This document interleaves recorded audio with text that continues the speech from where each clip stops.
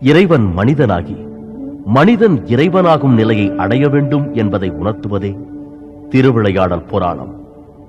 5 திருமுகங்களை கொண்ட சிவபெருமான் தமது திருவிளையாடலை முதலில் வானுலகில் தொடங்கினார்.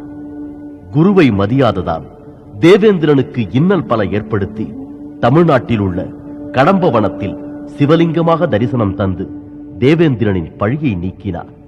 அதே போல தேவேந்திரனின் ஐராவதம் என்னும் வெள்ளை யானையின் அகந்தையை போக்க அதனை காட்டானையாக மாற்றி துன்பங்களை அனுபவிக்கச் செய்து பின்னர் அதே கடம்பவனத்தில் மீண்டும் வெள்ளை யானையாக மாற்றி அருளினார். மணவூர் மன்னன் குலசேகர பாண்டியன் அக்கடம்பவன சிவலிங்கத்தை பார்த்து அதற்கோர் ஆலயத்தை அமைத்தான். அந்த ஆலயத்திற்கு சாந்தி செய்த சிவபெருமான் அத்தலத்திற்கு மதுரை என பெயரிட்டார். குலசேகர பாண்டியன் சிவபதம் அடைந்த பின்னர் அவனது மகன் மலையத்வஜன் ஆட்சி பொறுப்பேற்றார். பொதியை மலையின் உருவம் எழுதிய கொடியை உடையவன் என்ற பொருளமைந்த காரண பெயர் பூண்டிருக்கும் பாண்டிய மன்னவன் மதுரை நகரை நிர்மாணித்த மணவூர் குலசேகர மன்னரின் வழித்தோன்றலாக அகத்திய முனிவரின் அருளால் பிறந்த தென்னவன் சோழகுல செம்மல் சூரசேன மன்னரின் திருமகளான காஞ்சனமாலை எனும் கற்புக்கரசியை திருமணம் புரிந்த பாண்டிய மன்னர் மலையத்துவஜன் வருகிறார். வளர வேண்டிய என்னை வாழ்த்துங்கள் மன்னா. இன்று போல் என்றும் வாழ்க வளமுடன். முதலமைச்சர் சுமதி அவர்களே, பூர்ண நிலவை முகத்தில் பதித்தது போல் பொலிவுடன் இருக்கும் இச்சிறுவன் யார்? என் பெயர் சத்தியசீலன். சத்தியசீலன் பெயரும் புதியது. பாண்டிய அரண்மனைக்கு நீயும் புதியவன். அரசவைக்கு மன்னர் ஆரோகணித்து வருகின்ற போது அறிவிக்கப்பட வேண்டியது கட்டியம். அதனை அந்தப்புறத்திற்கு வருகின்ற போது ஒரு சிறந்த கட்டியக்காரன் கட்டியம் சொல்வது போல் சிறுவனாக நீ எடுத்துரைத்திருந்தாலும் அதன் நயம், அருமையான சொல்வளம் கேட்டு பாராட்ட கடமைப்பட்டுள்ளேன். பாண்டிய மன்னருக்கு எனது பணிவான வணக்கம். சிறுவன் சத்தியசீலன் நமது தளபதியாரின் தமக்கையின் புதல்வன். மதுரை ஆலயத்தை நிர்மாணித்த தங்களின் தந்தையார் மணவூர் மன்னன் குலசேகர பாண்டியனாரின் அவையில் இருந்த தளபதியார் வீர பிரதாபரின் மகன் சத்தியசீலனுக்கு இன்று பிறந்த நாள். பாண்டிய மன்னரின் ஆசிகளையும் பாண்டிமாதேவியின் வாழ்த்துக்களையும் பெற ஆசைப்பட்டான். அதன் பொருட்டே இங்கு அழைத்து வந்தேன். சத்தியசீலா, எனது ஆசிகள் எப்போதும் உனக்கு உண்டு. பாண்டிமாதேவி காஞ்சனமாலையின் வாழ்த்துக்களை பெறலாம் வா.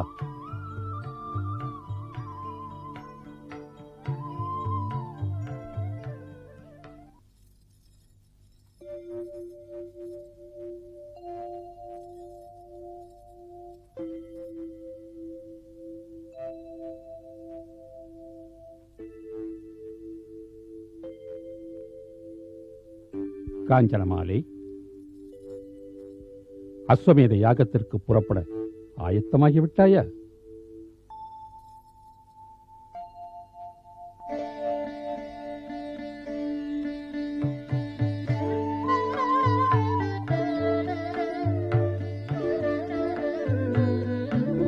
காஞ்சனமாலை, சத்தியசீலன் என்பதே பாலகனின் பெயர். நமது தளபதியாரின் தமக்கையின் மகன். அது மட்டுமல்ல, எனது தந்தை மணவூர் குலசேகர பாண்டியரிடம் தளபதியாயிருந்த வீரப்பிரதாபரின் புதல்வன். சத்தியசீலனின் தந்தை வீரத்தில் சிங்கமென திகழ்ந்தவர். ஆனால் புலியடித்து மாண்டு போனார் வேட்டைக்கு சென்ற போது என்பதுதான் அவருடைய கதை. புலியடித்து மாண்டு போகவில்லை எனது தந்தை, புலியை எதிர்த்து மாண்டு போனார் என்பதே உண்மை. சத்தியசீலா, புலி அடித்தது என்பதற்கும் புலி எதிர்த்தது என்பதற்கும் என்ன வித்தியாசம்? புலியை கண்டதும் எனது தந்தை கோழையாகி பயந்து புறமுதுகை காட்டி ஓடியிருந்தால் புலி அவரை அடித்திருக்கும். ஆனால் அதே புலியை கண்டு எனது தந்தை வீரமுடன் எதிர்த்து போரிட்டு தான் மாண்டார் என்பதால் அமைந்த வித்தியாசம் அது. உன் தந்தையின் வீரத்தை சிறுவயதில் பார்த்திருக்கிறேன். எனக்கும் வீரப்பயிற்சி அளித்தவர் அவர். தந்தையின் வீரம் தனையனுக்கும் வரவேண்டுமென்று உன்னை வாழ்த்துகிறேன். தந்தையின் வீரம் என்பதை விட தமிழனின் வீரம் என்று சொல்வதே சரியாகும். அதிலும் குறிப்பாக பாண்டிய மண்டலத்தின் மண்ணின் வீரம் என்றால் அது மிகையாகாது. மண்ணை வைத்துத்தானே மரத்தின் தன்மையே நிர்ணயிக்கப்படுகிறது. இது தேக்கு மரம். தேக்கின் உறுதி தினவெடுத்த தமிழனின் தோள்களுக்கு உண்டு என்பதை உணர்த்தும் காலம் வந்தால் இந்த மரம் ஒரு முன்னுதாரணமாக நிற்கும் என்பதில் எவ்வித சந்தேகமும் இல்லை மன்னா.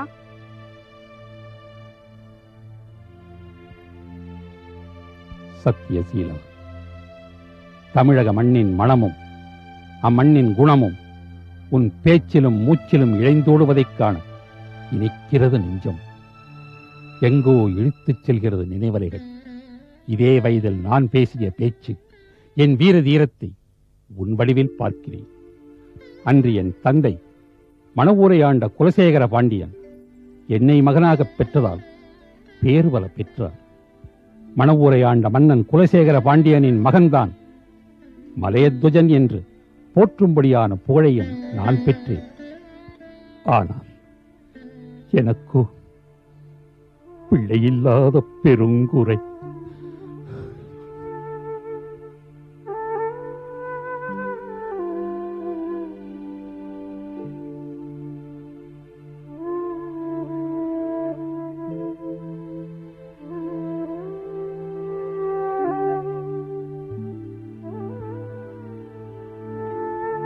சத்தியசீலா, உன்னை எனக்கு மிகவும் பிடித்திருக்கிறது.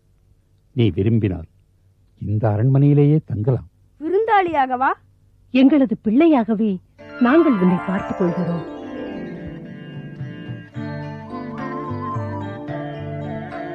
பார்த்துக் கொள்கிறோம் என்றுதான் சொன்னீர்களே தவிர ஏற்றுக்கொள்கிறோம் என்று சொல்லவில்லையே.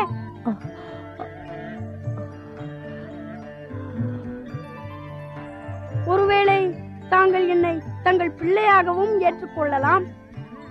பாண்டிமாதேவியாரும் என்னை தாம் பெற்ற பிள்ளைக்கும் மேலாக போற்றி வளர்க்கலாம். அரண்மனை சுகபோகங்களை நான் அனுபவிக்கலாம். ஆனால் என் விதவை தாய்க்கு நான் ஒரே மகன். இந்த ஒரே மகன் அந்த ஒரு தாய்க்கு மட்டும்தான் சொந்தம். அந்த தாயின் கனவுகளை நனவாக்க வேண்டியது என் கடமை. மன்னா, மாற்றான் தோட்டத்து மல்லிகைக்கும் மனமுண்டே என்பதை கண்டு அதன் வாசனையை முகரலாமே தவிர வேலையை எடுத்துவிட்டு அதை பறித்து சருந்தொடுக்க கூடாது.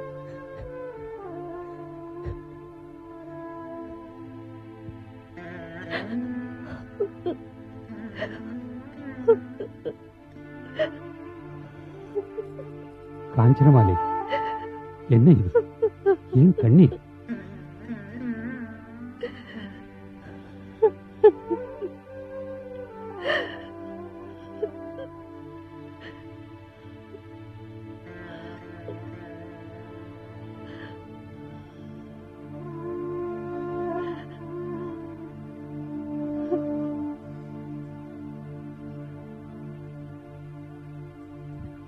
காஞ்சனமாலை, என்ன இது?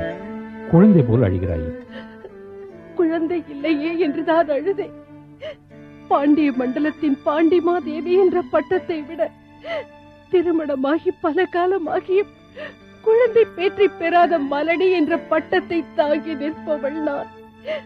சொந்த பிள்ளை இல்லையே என்ற சோதனையும் வேதனையும் நம்மை சூழ்ந்திருக்கும் வேளை வந்த பிள்ளை கூட வளர்ப்பு பிள்ளையாக வர மறுப்பதை பார்க்கும் போது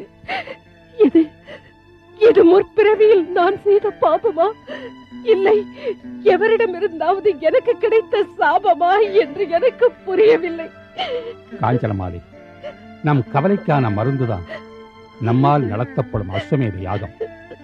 முறைப்படி யாகம் நடத்தினால் குறைகள் நீங்கும் என்பதை கருத்தில் கொண்டு நேற்று வரை 99 முறையாக அஸ்வமேத யாகம் நடத்தி முடித்து விட்டோம். அம்பிகையை ஆராதித்து இன்று நடைபெறப்போகும் யாகம் 100வது முறையாக நடக்கப் போகிறது. இறையருளால் நமக்கு ஒரு வாரிசு நிச்சயம் கிட்டும் என்ற நம்பிக்கை எனக்கு இருக்கிறது. சுபவேளை நெருங்குகிறது. பூஜைக்கு அனைவரும் காத்திருப்பார்கள். வா காஞ்சனமாலை.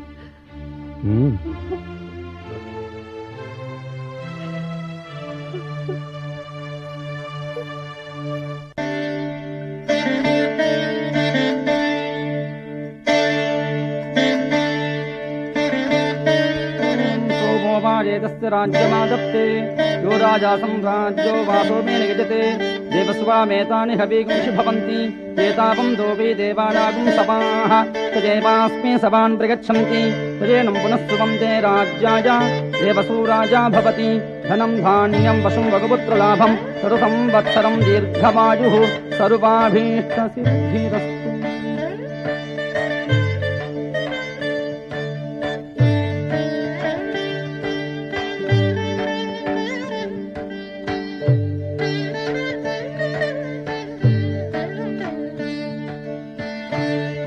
மன்னா, பூஜா விதிமுறைகளில் ஒன்று பரிவட்டம் சூட்டப்பட வேண்டும் என்பதால். ஆம்,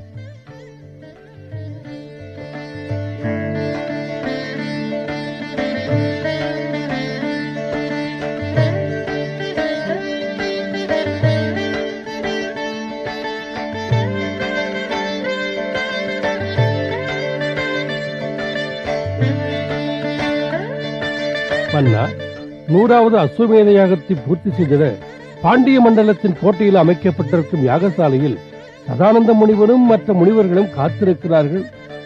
தாங்கள் உத்தரவு வழங்கினால் புறப்படலாம்.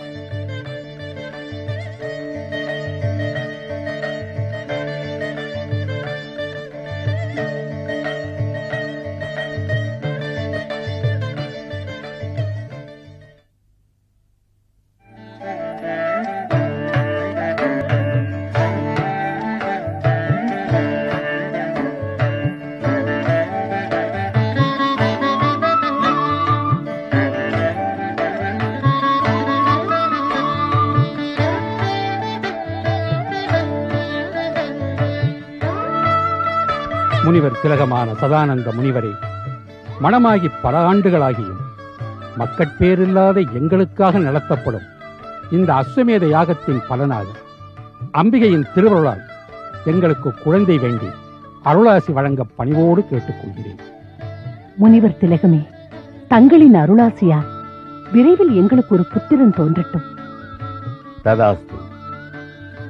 அம்பாளின் அருள் ஆசியினால் அனைத்தையும் ஆனந்தமாக அடைவீர்கள். தேவர்கோனே, தேவர்கோனே, ஆபத்து தங்களது இந்திர பதவியை அண்டிவிட்டது. அஸ்வமேத யாகத்தில் ஆழ்ந்திருக்கிறான் பாண்டிய மன்னன் மலையத்வஜன். ஆபத்து? அமராவதியின் தேவேந்திர பதவிக்கு. அதற்கு காரணம் அஸ்வமேத யாகம். அடைமழையை கண்டு அச்சப்படாத ஆழ்கடல் தூறலை கண்டு துவண்டு விடாது வரணதேவா. பாண்டிய மன்னன் மலையத்வஜன் 100வது அஸ்வமேத யாகத்தில் முனைந்திருக்கிறான் என்பதே என் பதட்டத்திற்கு காரணம்.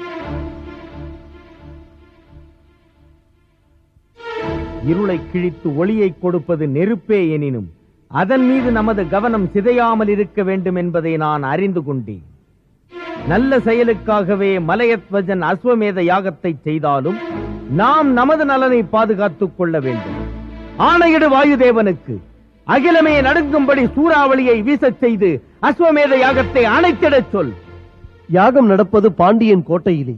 மழையால் தடுத்திடலாம் என்றால் என்னை தடுக்கிறது சக்தி வாய்ந்த மந்திரங்கள். அக்னி தேவா, யாகத்திற்கு துணை போகாதே. இது என் ஆணை.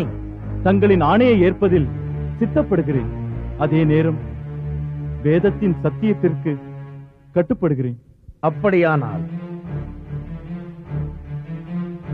நானே புறப்படுகிறேன்.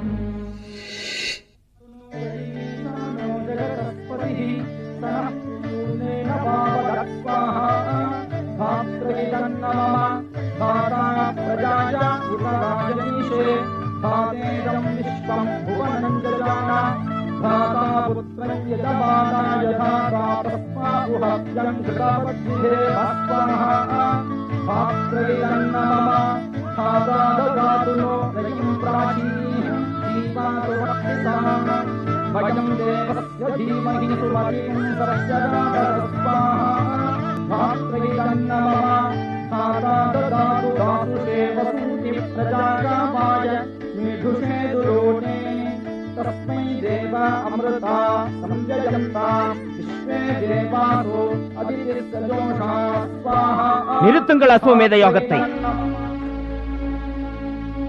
அஸ்வமேத யாகத்தை நடத்தி எமது தேவேந்திர பதவியை பறிக்கலாம் என்று சூழ்ச்சி செய்தவர் எவர்?